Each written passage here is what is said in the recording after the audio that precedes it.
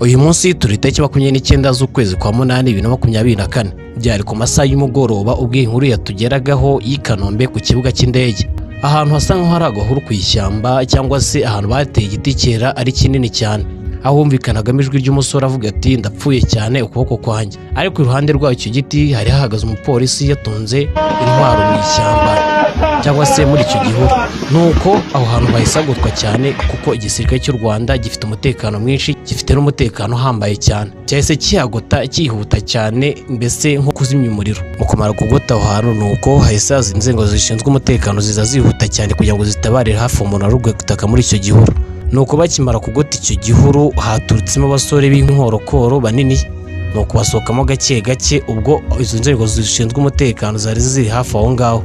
nuko bakimara gusohokamo aho ngaho bahise bafata ibintu byose bari bafite babitereka hasi baryama hasi nuko bahita babatunga izo ntwaro ariko ntitwaje kumenya ikintu bari bari gora uwo muntu uri mu ishyamba n'uwo muntu twaje kumubona isura yiwe bitewe n'impamvu z'umutekano we